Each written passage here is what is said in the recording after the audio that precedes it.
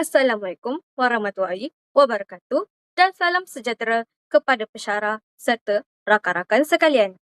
Nama saya Aisyah Umairah binti Syakari dari PPS 39. Hari ini saya akan membentangkan tema pada hari ini iaitu Dasar Utama 1.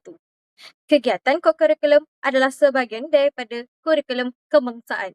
Baiklah, Dasar Utama 1 ini kita boleh lihat daripada GKKO 1062 iaitu kokurikulum dan kesihatan diri dalam tajuk 4 Dasar Pelaksanaan Kegiatan Kokurikulum. Dalam pembentangan ini, saya akan menerangkan tentang pengenalan tentang kokurikulum, definisi, komponen, dasar yang berkaitan serta akta yang menjadi asas pelaksanaan kokurikulum di sekolah. Saya juga akan menjelaskan kepentingan akta tersebut kepada sekolah dan juga murid. Baiklah, sebelum kita pergi ke topik utama, mari saya terangkan dulu apa itu kokurikulum. Kokurikulum merupakan satu komponen penting dalam sistem pendidikan di Malaysia yang melengkapkan proses pengajaran dan pendidikan di dalam bilik darjah. Pelaksanaan kokurikulum bertujuan membangunkan potensi murid secara menyeluruh dari aspek jasmani, emosi, rohani, intelek dan juga sosial. Oleh itu, kurikulum dijadikan sebahagian daripada kurikulum kebangsaan bagi melahirkan insan yang seimbang seperti apa yang dihasratkan dalam falsafah pendidikan kebangsaan. Baiklah, kita akan masuk kepada main topik kita pada hari ini iaitu definisi kegiatan kokurikulum. Okey, apa itu kegiatan kokurikulum pula?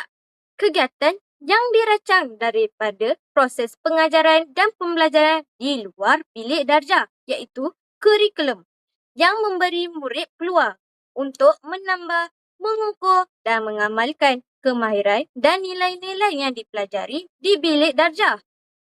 Baiklah, kita akan letak satu contoh iaitu seorang murid yang menyertai kelak bahasa Melayu bukan sahaja belajar berkomunikasi dengan lebih baik, malah dapat meningkatkan keyakinan diri melalui pertandingan pidato dan selain itu.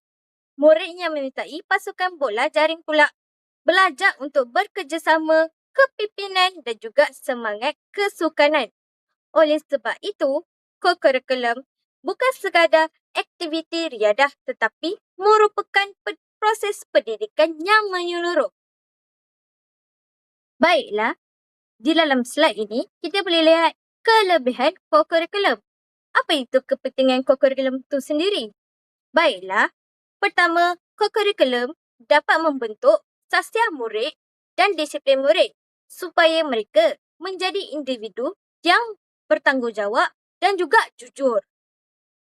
Seterusnya pula, memupuk nilai kepimpinan dan kerjasama yang di mana aktiviti kokurikulum dapat mengembangkan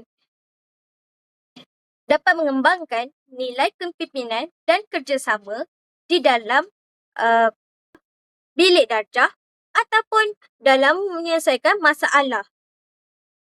Seterusnya pula, aktiviti kurikulum dapat mengembangkan bakat dan potensi murid yang mungkin tidak dapat ditonjolkan melalui pembelajaran di dalam kelas. Dan akhir sekali, iaitu mengukur perpaduan antara murid pelbagai kaum. Okey, kelebihan kokurikulum ialah ia juga dapat menjadi medium untuk memupuk perpaduan dalam kalangan murid dari pelbagai kaum melalui aktiviti yang dijalankan bersama. Contohnya perkemahan ataupun dalam bermain bola sepak. Baiklah, di sini kita boleh lihat slide tentang warta kerajaan. Tapi tunggu dulu, adakah awak semua tahu tentang warta kerajaan? Mari saya ceritakan dulu. Warta kerajaan ialah dokumen rasmi yang diterbitkan oleh kerajaan untuk memaklumkan kepada orang awam bahawa sesuatu undang-undang, akta, peraturan dan keputusan kerajaan telah diisytiharkan secara rasmi dan mula berkuat kuasa. Senang ceritanya kalau nak faham, bayangkan Parlimen dah luluskan satu akta, tetapi akta itu belum boleh dikuat kuasa selagi ia tidak diwartakan. So, Secara senangnya, diwartakannya bermaksud diumumkan secara rasmi dalam warta kerajaan. Okey, selepas diwartakan, barulah akta atau peraturan tersebut mempunyai kuasa dalam undang-undang. Baiklah, dalam slide ini kita boleh lihat terdapatnya warta kerajaan untuk pendidikan, iaitu dalam warta kerajaan bertarikh 28 Disember 1967 nombor 56522 Peraturan Khusus Pengajian Sekolah 1956, kegiatan ini dikenal sebagai kegiatan kumpulan.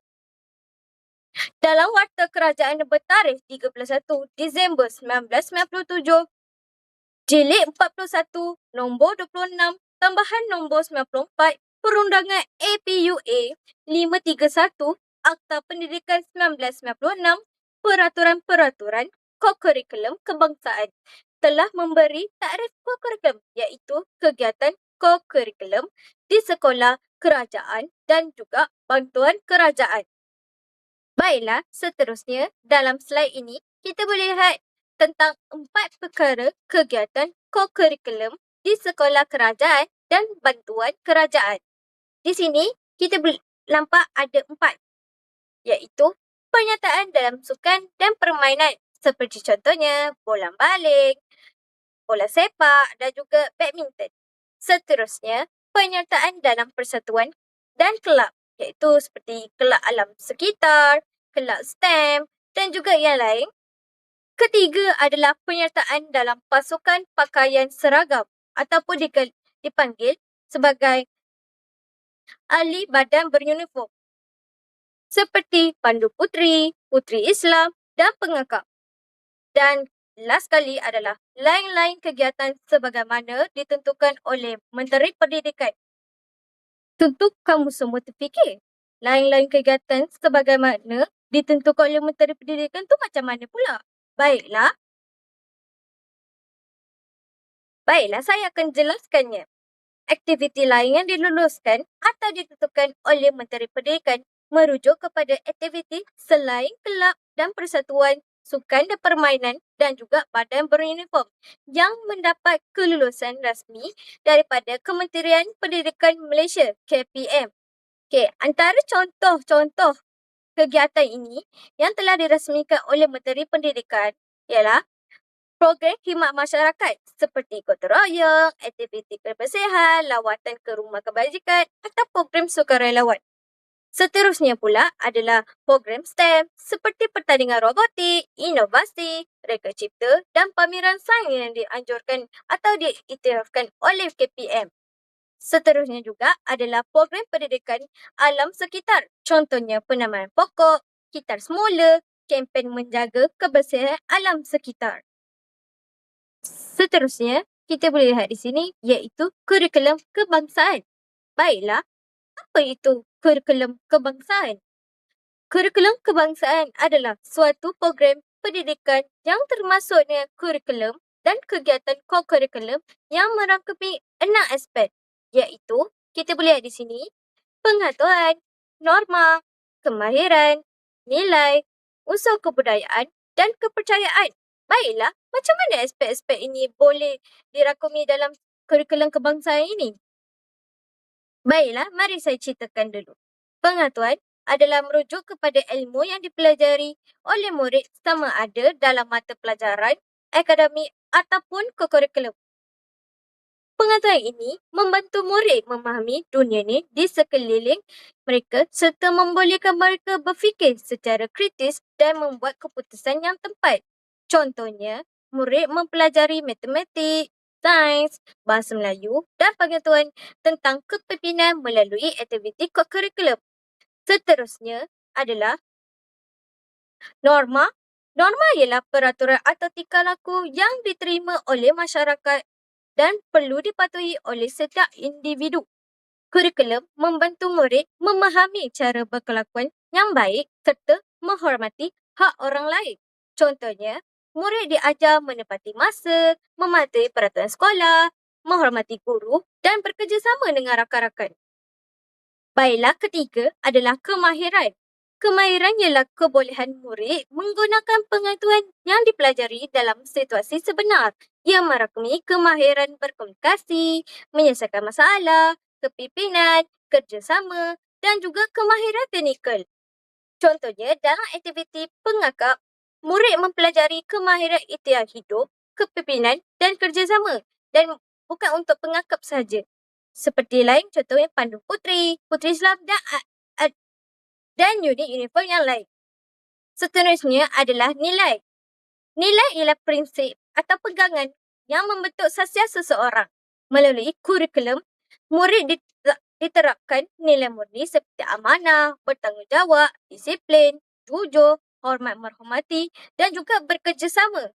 Seperti contohnya, semasa aktiviti gotong royong, murid belajar bekerjasama dan bertanggungjawab menjaga kebersihan sekolah. Kelima adalah unsur kebudayaan.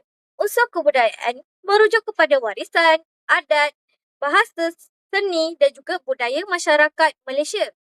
Kurikulum memperkenalkan kepelbagaian budaya supaya murid menghargai warisan negara dan mengamalkan semangat perpaduan. Contohnya, sambutan hari kebangsaan, persembahan tarian tradisional atau pertandingan pakaian tradisional di sekolah. Dan akhir sekali adalah kepercayaan. Kepercayaan merujuk kepada pegangan agama dan kepercayaan yang diamalkan oleh masyarakat.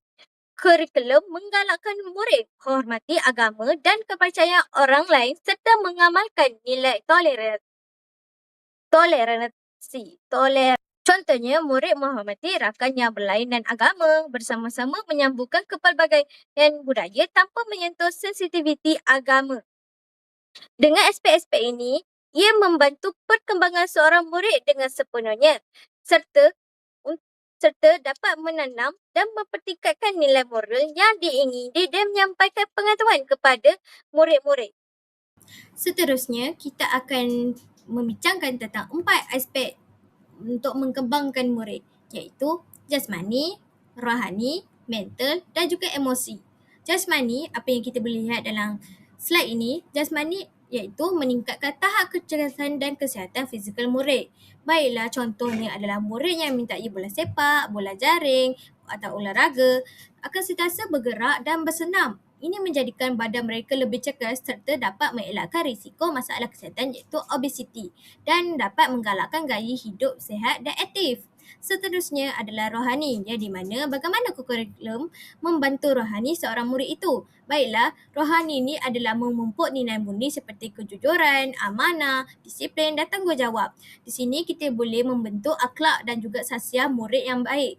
Dan kemudian contohnya adalah melalui aktiviti badan beruniform ataupun program perkhidmatan, murid akan belajar bekerjasama, membantu golongan yang memerlukan dan menghormati peraturan. Seterusnya adalah mental, yang di mana kita boleh lihat mental akan mengembang dalam kemahiran berfikir secara kritis dan kreatif. Okey, bagaimana kurikulum dapat membantu mental ini? Okey.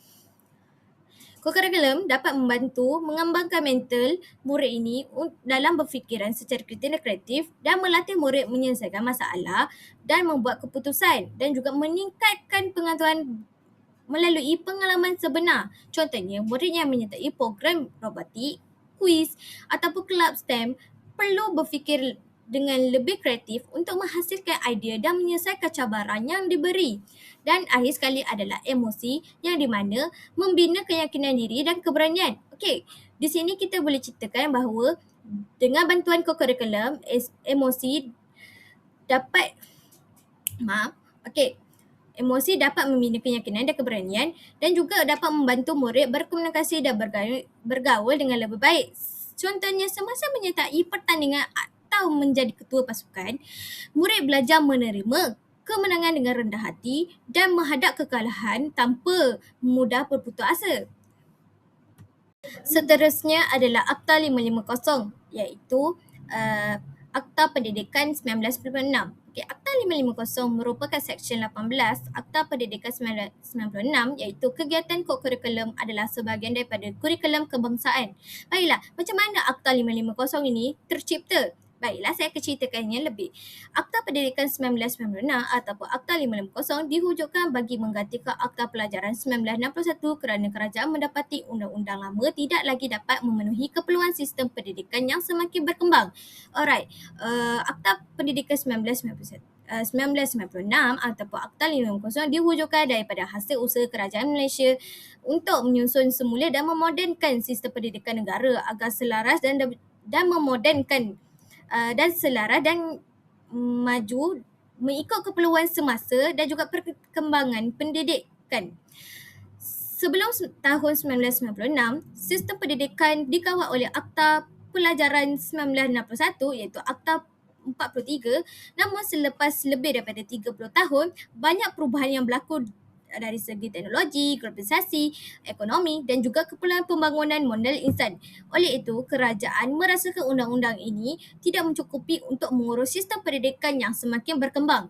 Oleh itu, bagi mengatasi perkara yang disebut tadi, kerajaan telah menggobalkan Akta Pendidikan 1996 yang kemudian diuluskan oleh Parlimen dan diwartakan sebagai Akta 550.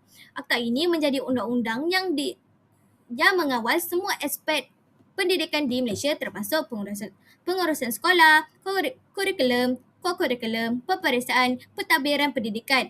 Bagi aspek ko-kurikulum, Akta 550 ini dengan jelas menetapkan bahawa ko-kurikulum merupakan sebahagian daripada kurikulum kebangsaan, bukan sekadar aktiviti sampingan. Oleh itu, semua sekolah kerajaan dan sekolah bantuan kerajaan wajib melaksanakan kegiatan ko-kurikulum mengikut dasar yang ditetapkan oleh Kementerian Pendidikan Malaysia iaitu KPM. Okey, selepas Akta 550 yang saya telah terangkan tadi, bahawanya ko-kurikulum di sekolah adalah wajib untuk setiap sekolah. Kegagalan melaksanakan aktiviti ko-kurikulum adalah suatu kesalahan jika disabitkan bersalah. Hukuman adalah di antara penjara atau denda atau sebaliknya di bawah penalti am. Okey, adakah anda tahu tentang penalti am? Baiklah, beri saya ceritakan dulu.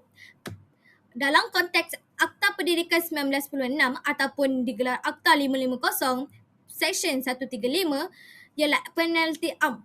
Maksud penalti am adalah penalti am merupakan hukuman yang dikenakan kepada sesiapa yang melanggar mana-mana peruntukan Akta Pendidikan 1996 apabila akta tersebut tidak menetapkan hukuman yang lebih khusus bagi kesalahan tersebut. Baiklah, seterusnya dalam ini kita boleh lihat adanya Seksyen 135 Akta Pendidikan 1996 atau dipanggil sebagai Akta 550. Okey, iaitu penalti am. Apakah hukuman untuk Akta 550 ini? Di sini kita boleh lihat seseorang yang melakukan kesalahan di bawah Akta 550 yang baginya tiada penalti diperuntukkan dengan nyata boleh apabila disabitkan, didenda tidak melebihi RM5,000 atau dipenjarakan selama tempoh tidak melebihi 6 bulan atau kedua-duanya. Jika awak semua tak faham, mari saya terangkannya. Jika seseorang melakukan kesalahan di bawah Akta Pendidikan 1996 tetapi akta tidak menyatakan hukuman khusus untuk kesalahan tersebut, maka Seksyen 135 iaitu penalti am akan digunakan. Dan jika mahkamah mendapati orang itu bersalah ataupun dipanggil disabitkan, dia boleh dikenakan denda sehingga RM5,000 atau penjara sehingga 6 bulan atau kedua-duanya. Baiklah, ini adalah sambungan Seksyen 135 Akta Pendidikan 1996 Akta 550 penalti am yang saya ceritakan tadi. Okey, ini yang dua iaitu seseorang yang melakukan suatu kesalahan di bawah Akta 550 ini boleh dalam hal sesuatu kesalahan yang berterusan apabila disabitkan dikenakan hukuman denda harian yang tidak melebihi RM500 sebagai tambahan kepada apa-apa penalti lain yang boleh dikenakan kepadanya di bawah Akta 550.